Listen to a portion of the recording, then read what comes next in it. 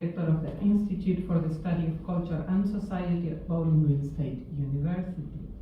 ICS mission is to engage the BGSU campus and surrounding communities in conversations that address significant issues shaping our society. This event is a collaboration with Kim Pogacher, Professor of Russian of the World Languages and Culture Department, and the Phi Beta Kappa Society Visiting Scholar Program. We are thankful for the support of all our sponsors, the College of Arts and Sciences, the International Studies Program, the Department of History, the Honors College, and the Department of World Languages and Culture. Before we begin, I would like to acknowledge that Bowling Green State University and its campuses are located in the Great Black Swamp and the Lower Great Lakes region, the homeland of the Wyandot, Kickapoo, Miami, Potawatomi, Ottawa, and multiple other indigenous tribal nations, present and past, who were forcibly removed to and from this area.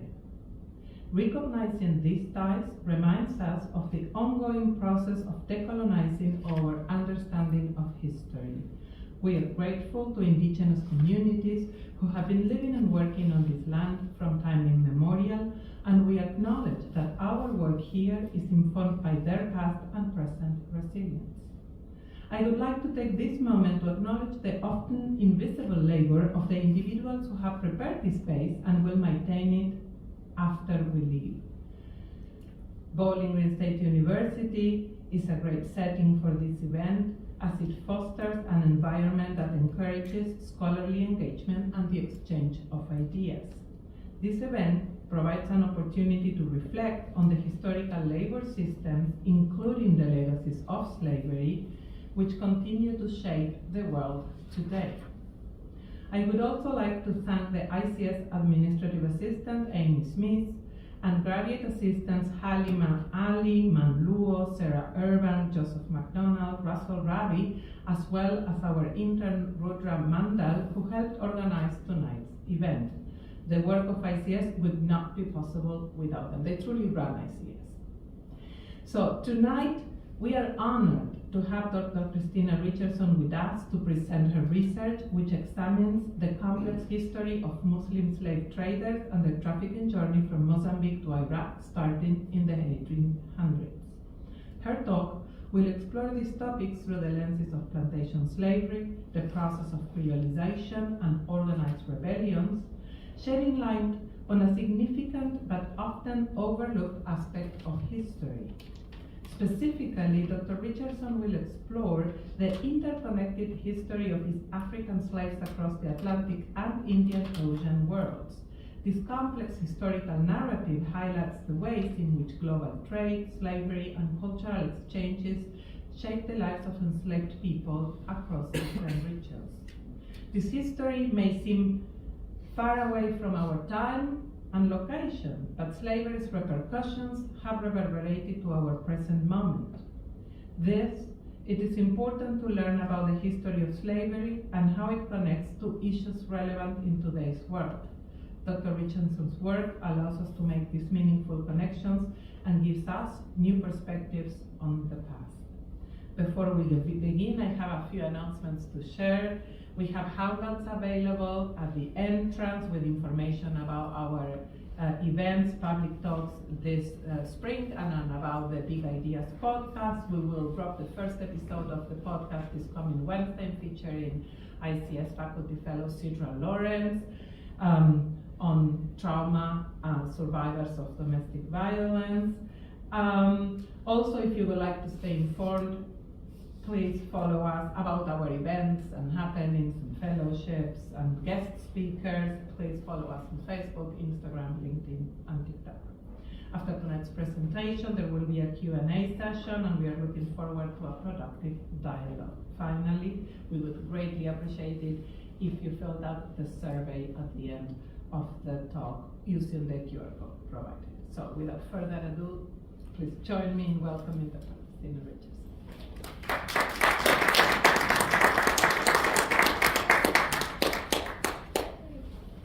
Thank you, Valeria, for that really generous introduction, and to Professor Tim Pugachar, to well, Larry, your team. So Joseph, Halima, and Ran, thank you for all your work.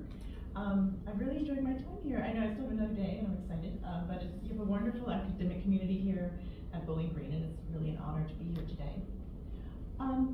So, I guess we get started. So a through line of my work has really been, you could say it's a real preoccupation with people on the margins of society. And actually, is this okay? Or should I? And consequently on the margins of the stories that we tell about the past. And sometimes, of course, this can result from a lack of sources. That's why we call the European Middle Ages the so-called Dark Ages, not because they didn't know anything, but because we just don't have a lot of sources.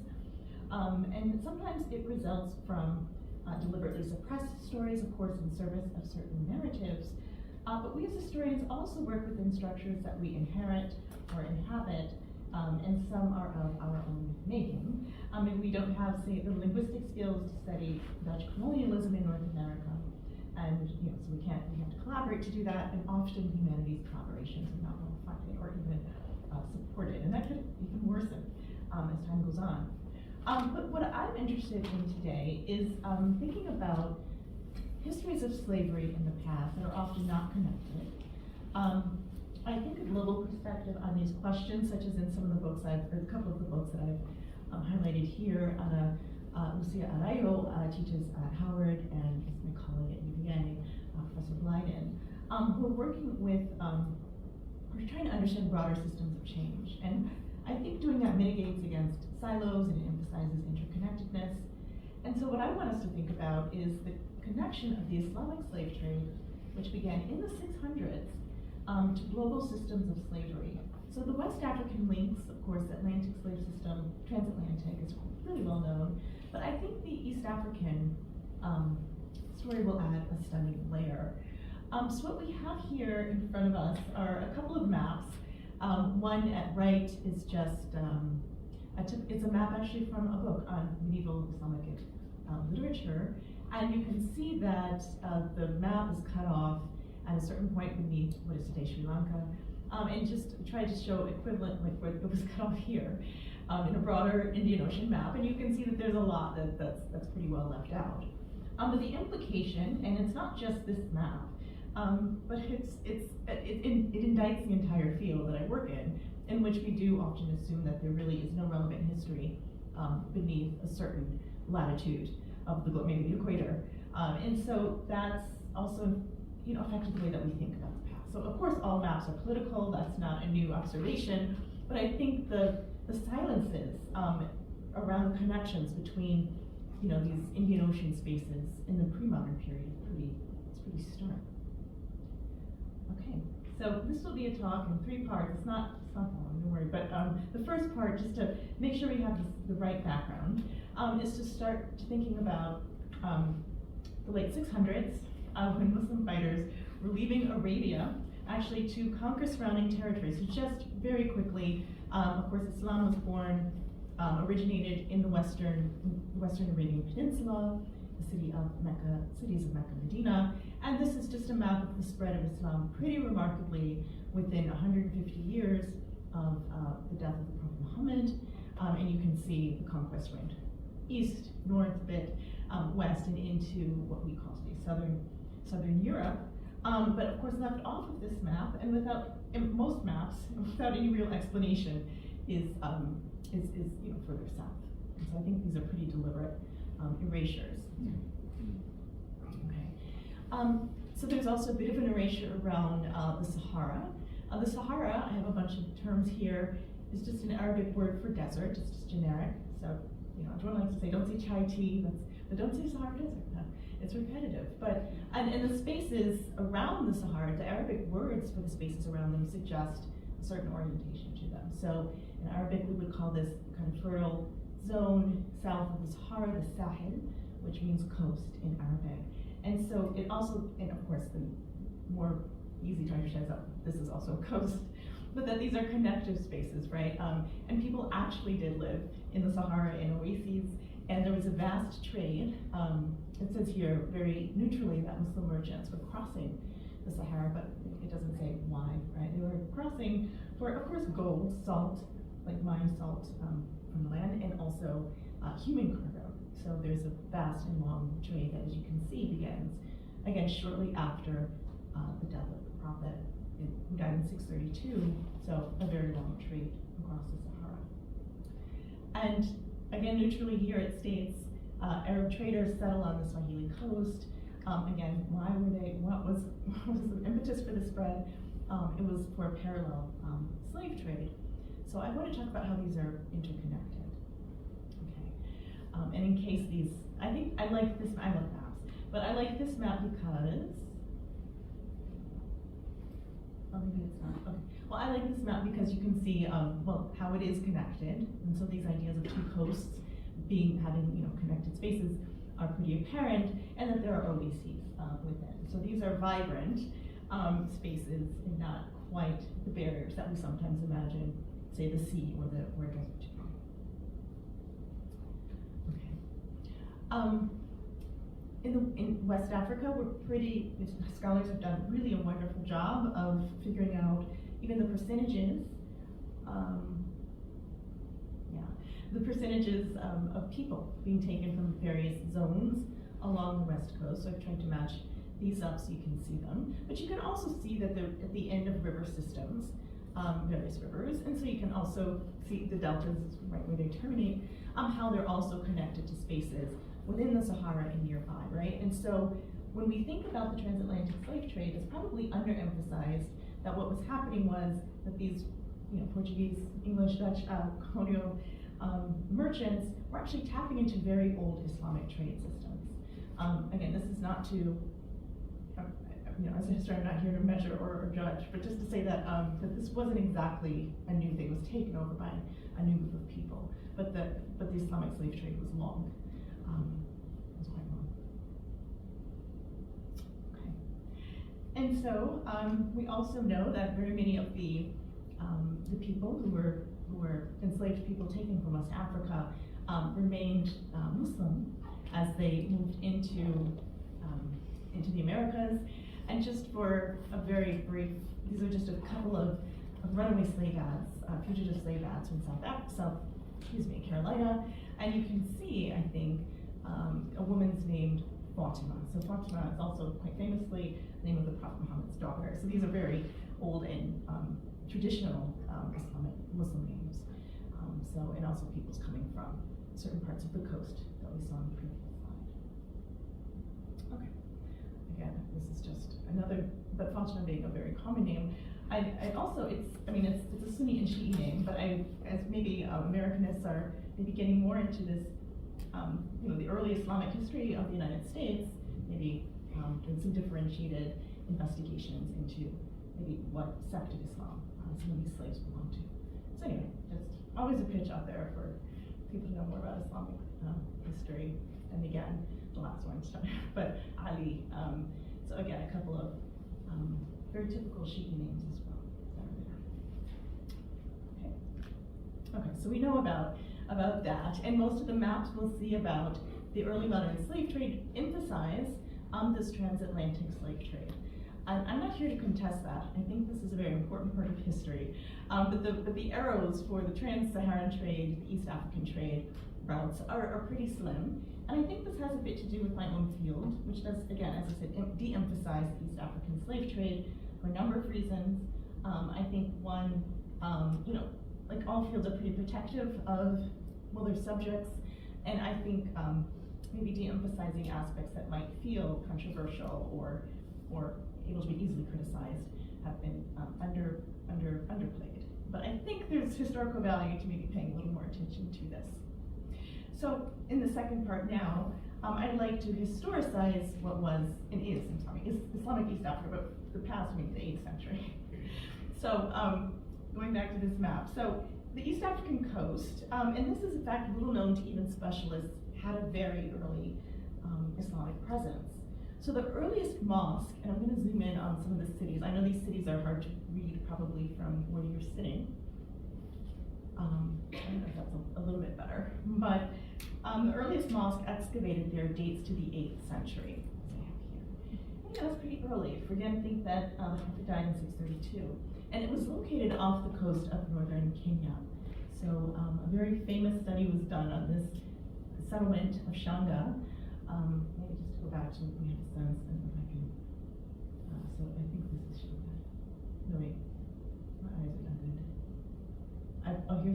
so this is about the space we're looking at. So in the Lamu Archipelago, and the site has the earliest known mosque, and it also has locally minted silver coins. So coins minted in East Africa, and they bear Arabic text on them. I know this won't be visible, but you're gonna have to trust me that all of these coins, and they're grouped with names. So on the back of this coin series here, it says Muhammad, you might be able to see. And then and so this was the name, we assume is the name of the ruler. There are lots of different names here, Ahmed, Abdullah. But the point is that this was a polity, that they had identified at least the ruling class as Muslim, and this dates again to the 8th century. Archaeologists have been able to basically, sketch out what the site might have looked like, and also have sketched out the growth of the central mosque. So we're looking at a very small mosque at the beginning that accommodated about 8 worshippers, but also over the centuries, and again, a site that disappeared around 1200, but in that time you could see it expanding. So a settlement or a colony, most likely a merchant settlement that just grew over time. So we do have material. We have evidence of literacy in Arabic, evidence of worship, and evidence of trade around the Indian Ocean. That's pretty amazing. But the ways in which, say, medieval Muslims wrote about this part of East Africa is pretty telling. The East African coast was divided into 3 spaces. You can see here the land of Sofala, Bilad al-Sufala, the Bilad Azanj, this is the land of the Zanj, and the land of the Barbar. And Barbar comes from the Greek barbarian, so meaning peoples whose languages they did not understand. And also the Berbers, so-called Berbers, it's the same derivation. But what is interesting is that in Arabic we can say something about the peoples of the lands of Barbar and the lands of Sofala. We have information about maybe smaller language groups or ethnic groups that constitute these spaces.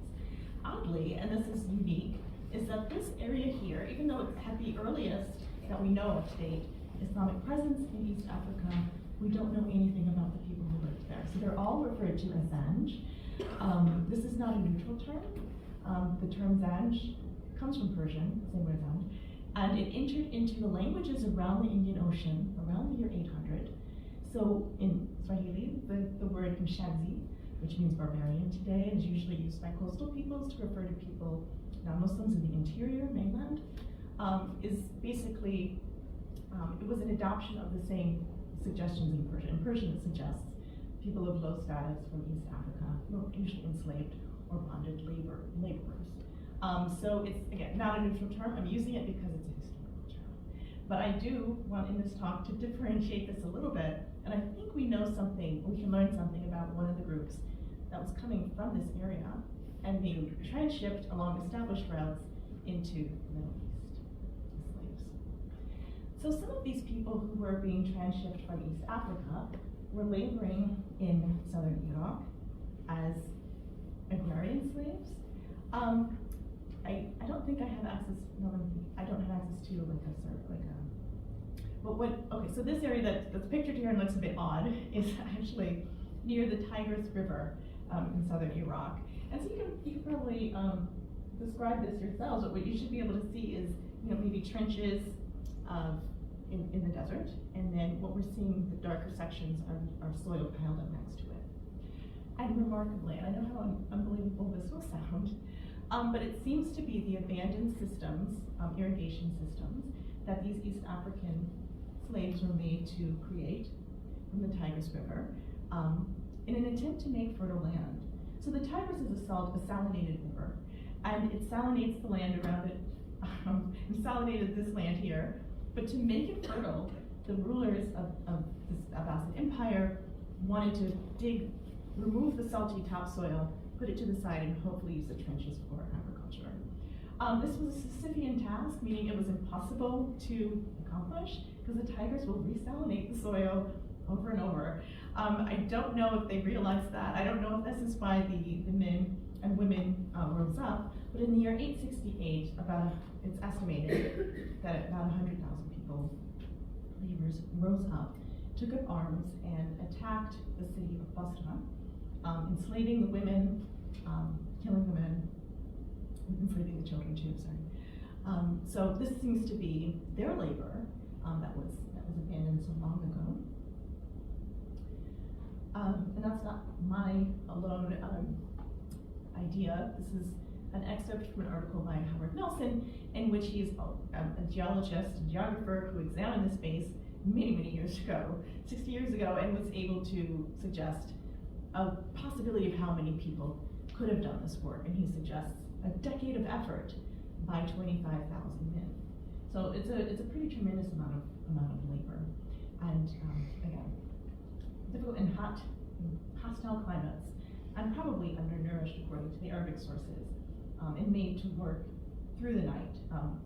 When it was cooler, but yeah, but still pretty high rates of death. So here are more images from the declassified U.S. aerial images. I have to use these. Going to this territory is actually pretty difficult, not just because of recent military operations, but also because it's a heavily mined area. So a lot of landmines from the Iran-Iraq War, and problems from the U.S.-led war in Iraq as well. So it's not a space that's really accessible. So this is why I'm using 1960s images. All right. So I think this is really the meat of what I want. So I hope that's enough background, but if not, we can get into it in the Q&A.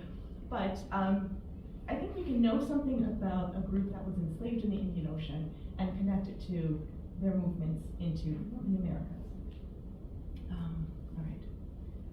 This is a bit of a strange quote, and I hope you can read it in the back. I really do. So this is from Basra, so the center of this East African forced migration. And in fact, a famous geographer, Ibn Khaldun, actually referred to Basra, and he lived in the 14th century, but he referred to it as a black city. And he had a section in his geography and history of the world in which he talks about black areas, and most are not surprising. West Africa, the Sahara. He does the way blackness was constructed. India was also part of it, the southern Indian Ocean, like Indonesia. But he also mentions one city, and he mentions Basra, which may suggest, they may have been constituted a majority in the area.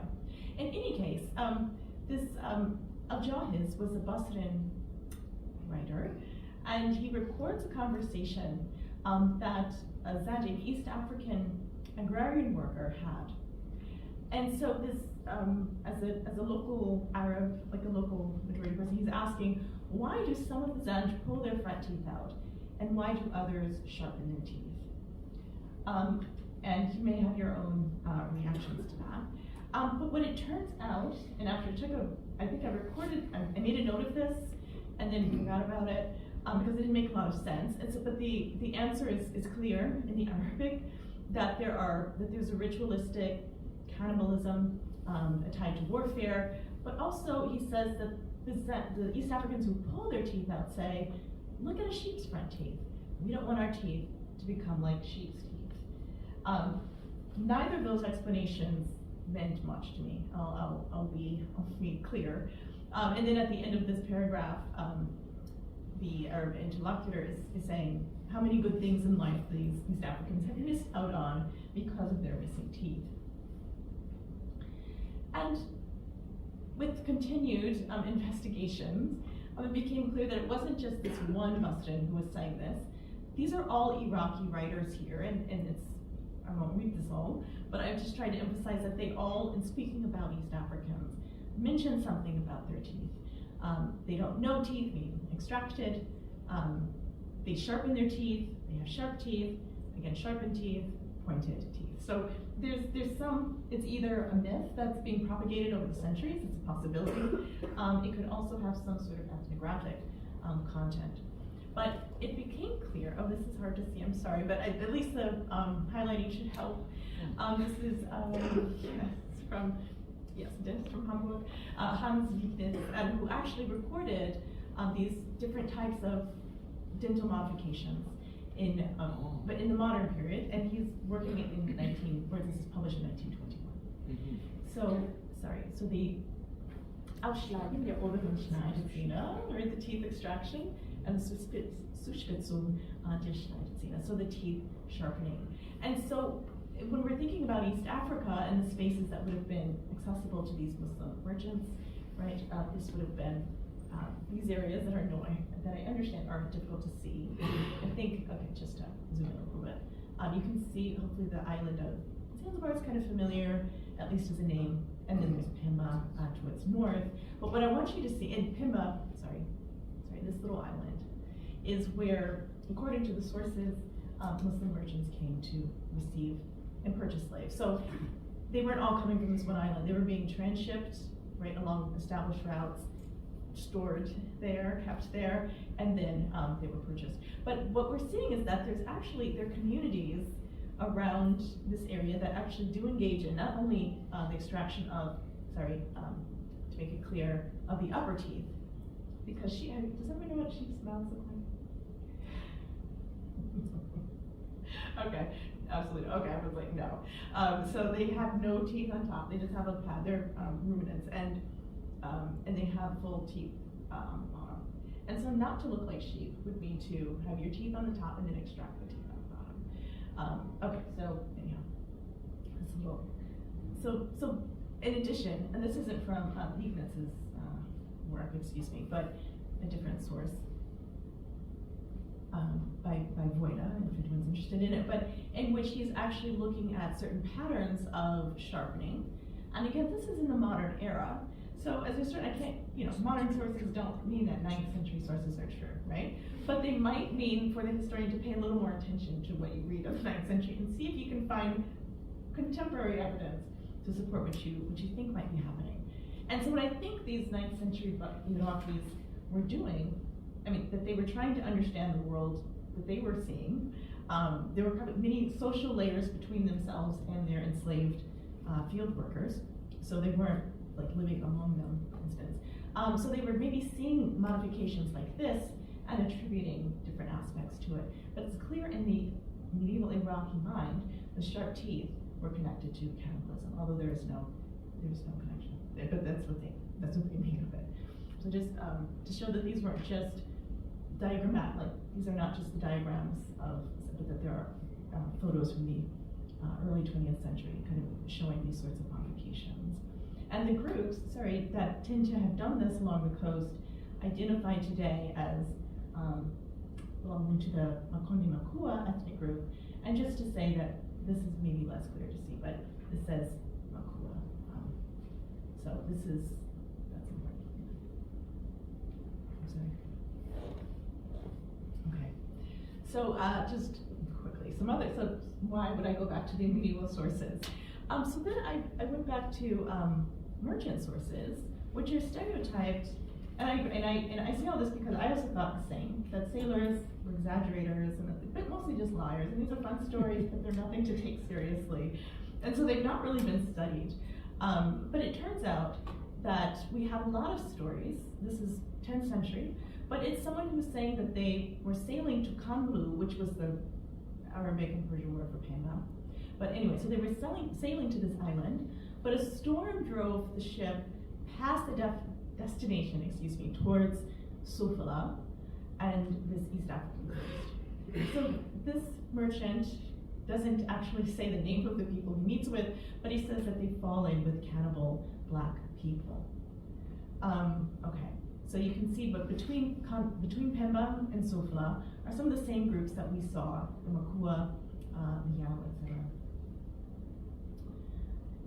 But if you go to some other sources, this is a Persian manuscript, and it's another collection of sources. If you read the Mujmal al-Tawarik wal-Qisas, it's a collection of Persian stories by mostly merchants, and they actually refer to an island, and this says in the script, it says, which could be Arabic or Persian, but Mejkua.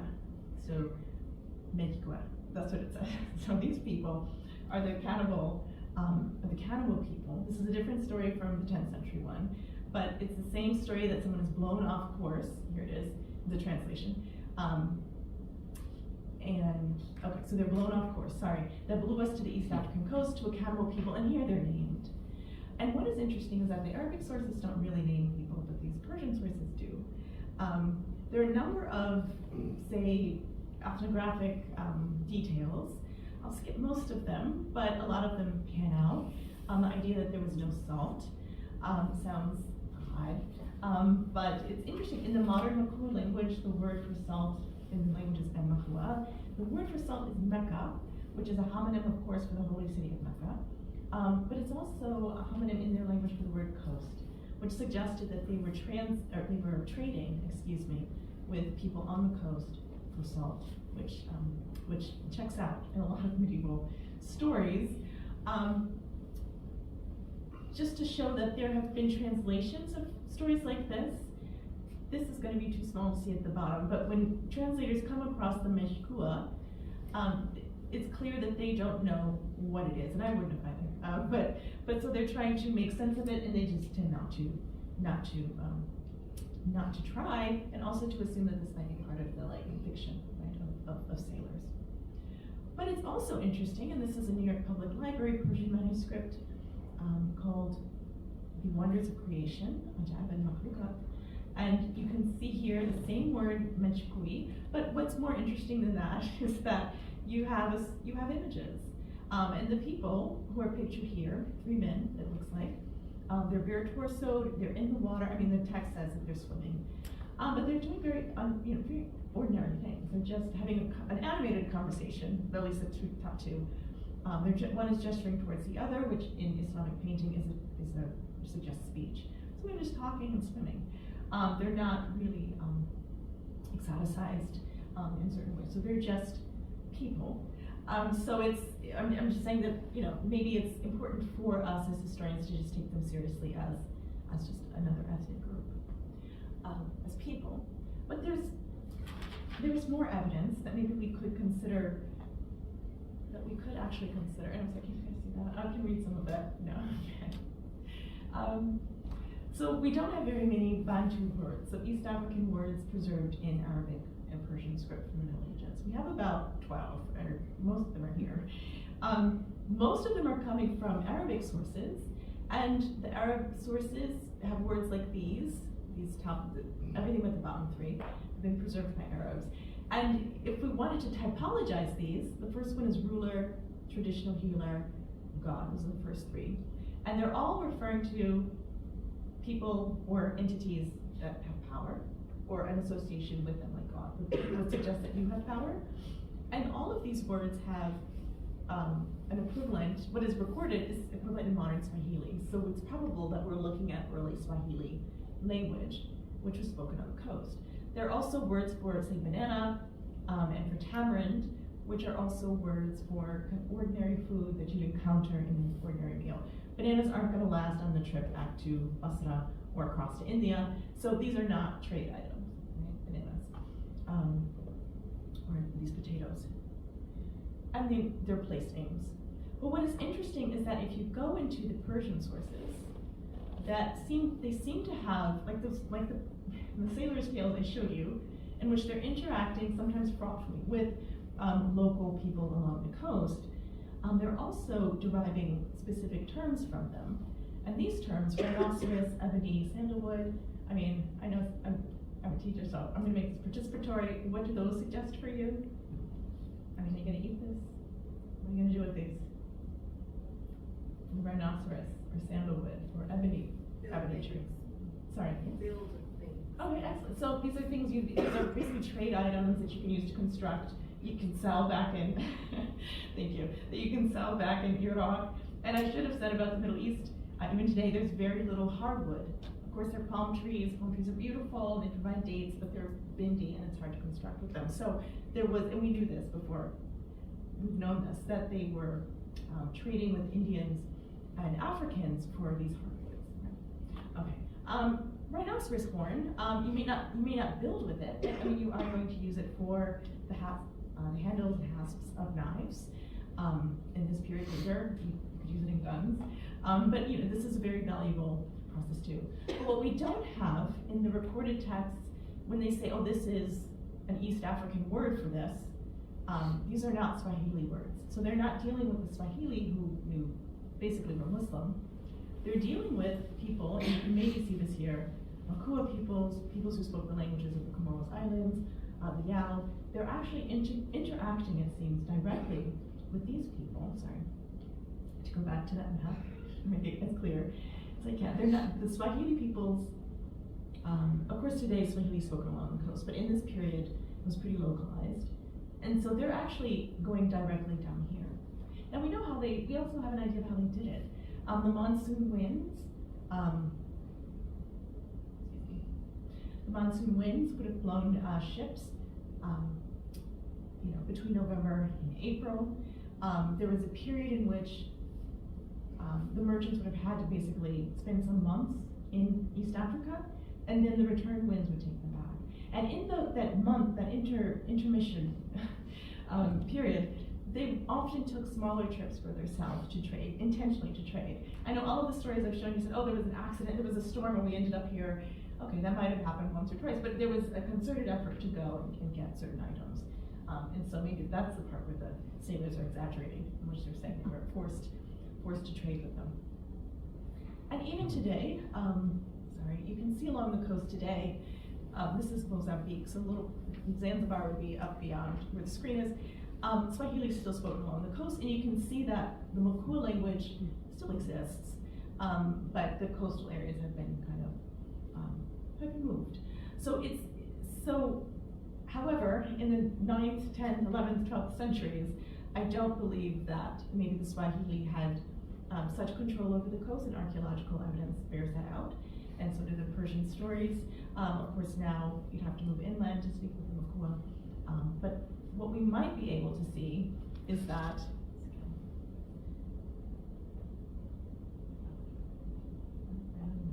sorry, I'm realizing I need different glasses probably, but okay, so here's Zanzibar, here's Pemba. And so we're looking at, speakers from the Comoros Islands, speakers from the coast along here, probably directly across from Comoros, are probably the peoples that we were encountering.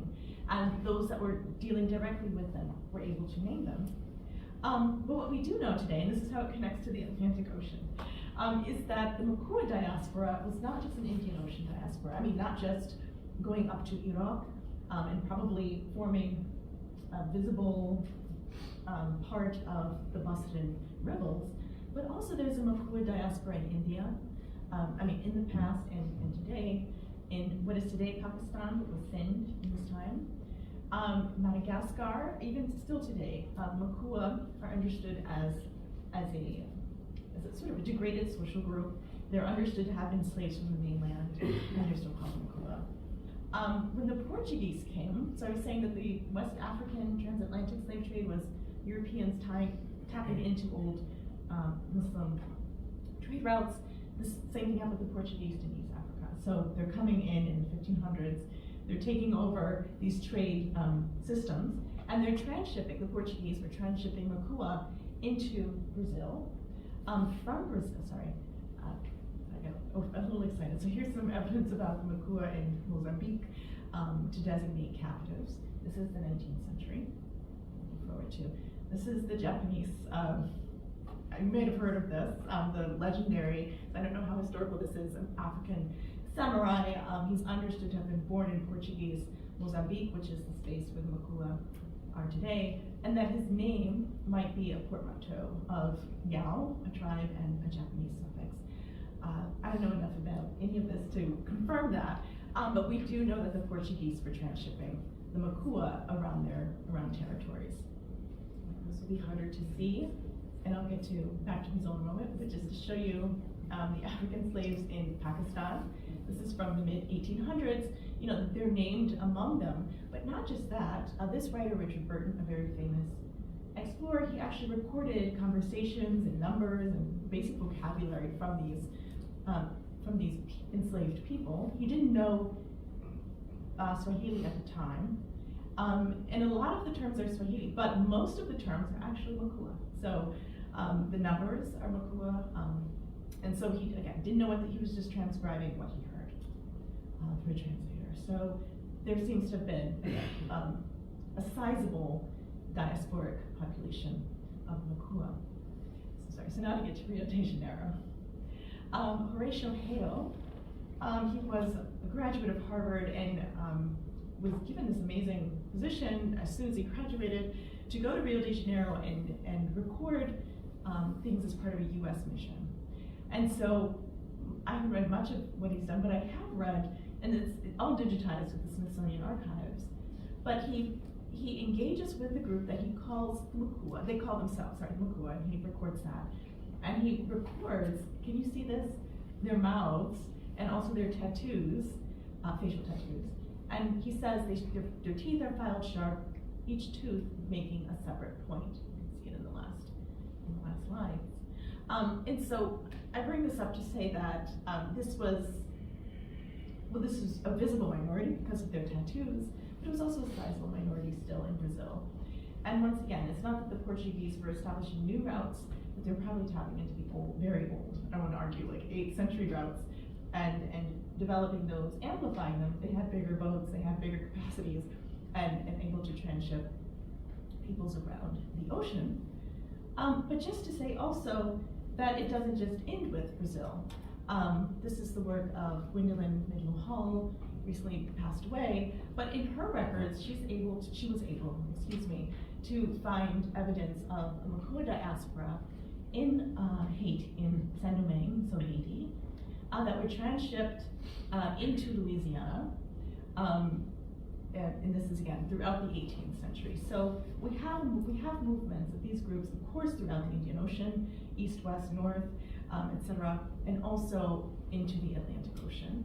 To say that maybe what we might be able to do with the Arabic and Persian sources is actually write histories of the Makua, probably a group that we haven't thought about or know much about, myself included, and think about their histories from perhaps the 800s or 700s to the very well-documented transatlantic sources, and create something that we haven't been able to do with, say, a lot of East African history, which is to find a deep history that's not dependent on archaeological sources. Like, we can go back even further, of course, with archaeology, and there's Lucy and all these old skeletons, but to really think about, which is fantastic, but to really think about maybe their forced migrations, maybe there were voluntary migrations, but also to think about the ways in which they've been integral to Islamicate, Portuguese, Dutch later, and British involvement in the Indian Ocean, right, which is very well documented and extensive.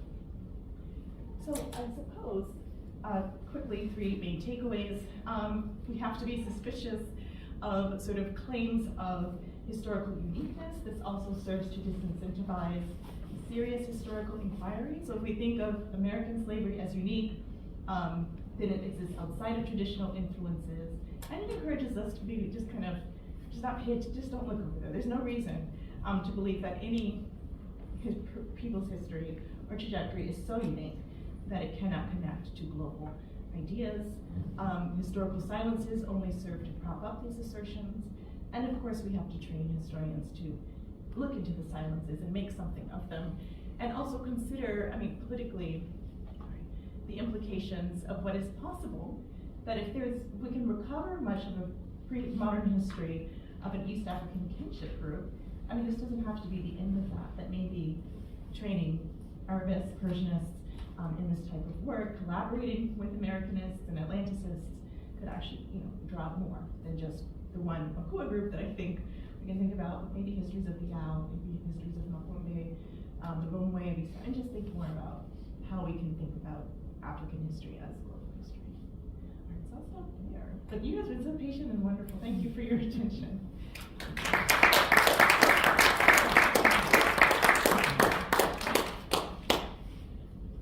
And there's a survey, sorry. Yeah, the floor is open for questions, comments, for Dr. Richardson, for her very thought-provoking talk.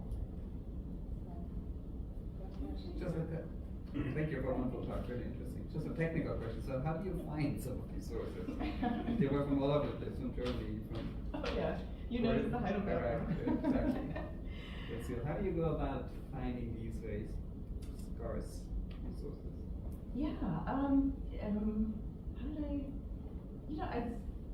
did I tell my students that, one of the things that unites academics is that we often neglect human relationships in service of our work. There's probably a lot of that. I think the funny thing about Heidelberg, I tricked trick. But I told my daughter I want to spend my birthday in Heidelberg, so then the family had to come with me, and I spent the day in the archives. So I don't know. I just make space for it, but I'm also just drawn to anything that's not really. So if someone tells me that the Persian sailors were all liars and their work should be that makes me want to read it, and so that's basically what happens.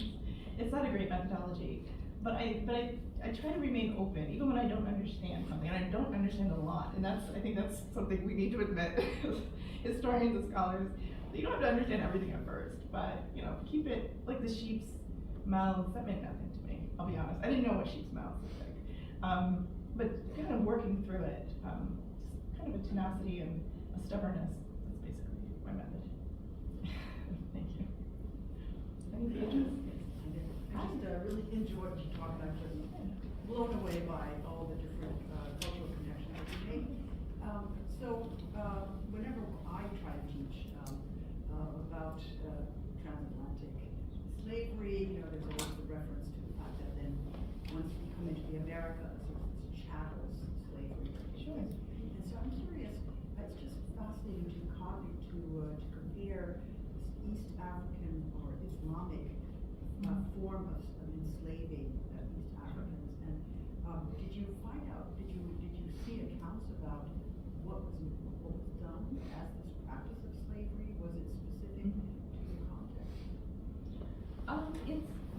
I only spoke about Basra, but the fact is that I'm calling it plantations because they're working on date palm plantations, as well as cotton and wheat. But the fertile areas around the Persian Gulf, what we call the Persian Gulf today, is they were working all around there. Even after the rebellion, which lasted 15 years, East Africans are still being brought into the territories. But we know a bit about their conditions. It's kind of, again, hidden in the sources, but there's a disease, not well talked about, it's called Zunuj. It's in the medical sources, so it comes from Zanj, and it's a particular, I don't know exactly what it is today, but it's a digestive illness. We know that, again, rates of death are high. We know that they weren't allowed to wear shoes, and so they had flat feet, and this is remarked in different sources. It's not only one, it's really spread out. So it's just, whenever I read something about them, I just note it. We also know, when the rebellion took place, that the first thing that they were freed, I guess, once they were rebelling. So the first thing they did was they took palm branches and they were whipping their former owners. So suggest maybe that was the treatment that they were subjected to. And if you, I don't know if you felt who would feel, but the fronds, the edges are pretty sharp. So it's quite a weapon, and so that appears to have been. So the treatment was tough. The food was poor. We know that they were fed wheat and water so they could make a porridge, and they ate the dates that they were picking from the palm trees. In addition to, they were digging as well. So all agrarian labor. So they were underfed. They were overworked, working through the night. And treated quite poorly. Then was there any way of becoming liberated or finding themselves out? Yeah, for most forms of slavery in the Islamic system, you could buy your way out, or you could be manumitted. One of the arguments I'm making in the book is that this is an under-conceptualized form of slavery. There's an Arabic word for it. Classical Arabic word, it's abtkin, if you want to look that up. And this is actually, it's parallel to the Roman colonus, so if you know the Roman Empire. So this was a slave of the soil who could not be sold away from the soil, from the land, and they could never be freed, and their enslavement was passed down. So in that sense, the only way to free yourself is to kill yourself or to kill your masters, and so it seems in 868 the decision was taken to. So it was a pretty grim form, but again, that's not most forms of enslavement. Kind of connecting to the previous question, so do you see strategies of racialization in these very early sources? I work on 16th, 17th century sources, and there seem to be, sense of race, before the 18th century concept of race, but strategies of denigration or stereotyping or negativity and generalization. So are there any strategies like that you see in these early sources? Yeah, absolutely. And there's a scholar, Rachel Shine, Schine, who's really worked well on this. So I'm kind of summarizing her own work. But what she's seen is that there's been, that basically the phases of the way of racialization in this period was threefold. One through climate, so climes. And so it started, this is the first climb here, and it goes second, third, fourth, fifth, and up to the seventh climb, and of course the middle climbs, the fourth, which is where the people who made this theory lived, in like Baghdad and Basra. So that was temperate and good. And if you're at the extremes of the earth, of course you're more and more barbarian, closer to animals, according to the sources. And there was also the adoption of the curse of Ham, so the idea that there was, that Africans descended from Ham and they were punished to be slaves. And then there was, thirdly, the Aristotelian concept of the theory of natural slavery. And so that some peoples, of course Aristotle had an idea of just people who don't speak Greek, but in this Islamic context it was just mapped onto people would call today Russians, but not, Karen, but and Ukrainians and East Africans. So those were the three ways in which it all came to feel like a scientific justification for enslaving. Thank you. Good question. I'm sorry. Please. What drew you to this research? What? How did you get into this research? What was your way in? Yeah, that's a good. Actually, when I started graduate school 20 years ago, I wanted to work on slavery, and I didn't, and I gave it up because I didn't have anything new to say. And I'm sorry, my degree is in Near Eastern Studies, so I didn't have anything new to say. I wrote a very bad article as a graduate student. Yeah, I know I should, but it's my most downloaded article on academia.edu. I think because it's just so bad, inaccessible in a way. And so I gave it up and I wrote, I loved my dissertation topic. And so I over 20 years I've become a better historian. so I've returned to it. But I think what really finally made me do it is in my last project on Romani, like traveling peoples of the Middle East, there was a line that said that the Roma in the Middle East would take in, these roaming bands would take in escaped slaves. So East African slaves. And I can understand how that would have worked, but I didn't know too much about it. And so it made me feel like, okay, let's investigate. So it's just and also, it's, you stay in a field long enough. I'm now a full professor. I've been in it for 30 years maybe, I've been studying this. You kind of wonder a little bit more about the silences and how much you can, so that's really just seeing how much you can find.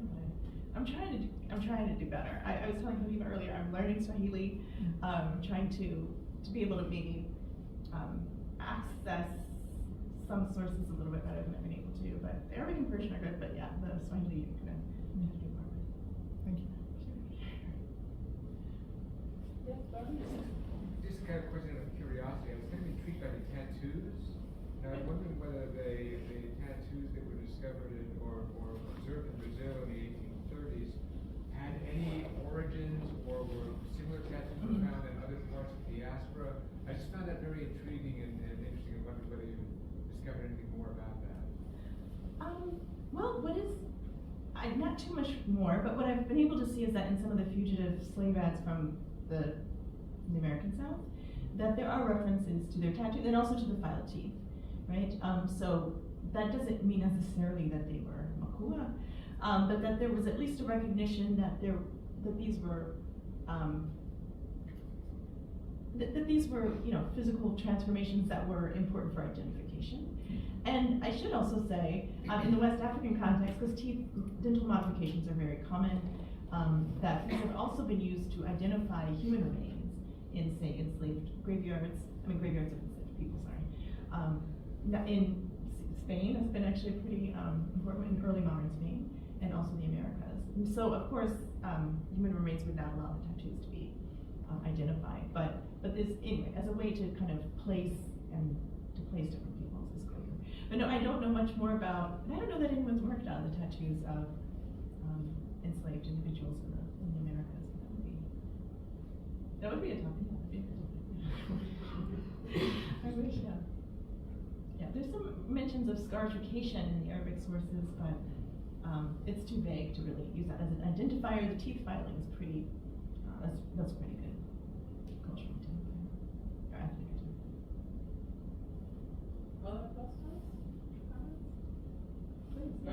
You mentioned the book that is the progress or already done. No, I'm probably gonna stop, but So no pressure. is it published? Sorry. No, sorry. No, my last Curious. book, I had 2 books come out. One book in Arabic came out in 2021, excuse me, and then an English book in 2022. So I've just been working on this book for 3 years, which sounds like a lot to young people, I know, but this is like, I've got 7 more years to go. No. But I have drafts of most of the chapters, but I think, because I'm doing a lot of collaboration with Africanist archaeologists, so I have a colleague at UVA who works on 9th century Zanzibar and Pemba.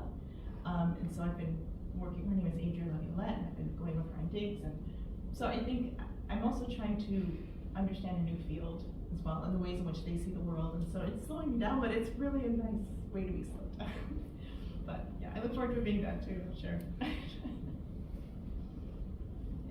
I think we have time for one more question. No? Okay. Then. Or complaints? All right. Thank you. Thank you.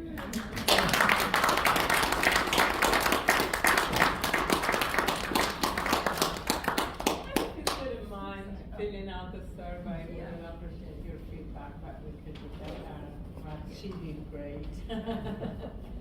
I'll leave that up there. Thank you. Thank you.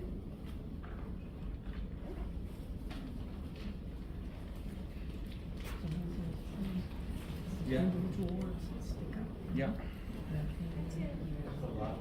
Thank you for your questions. Thank you so much for going ahead and,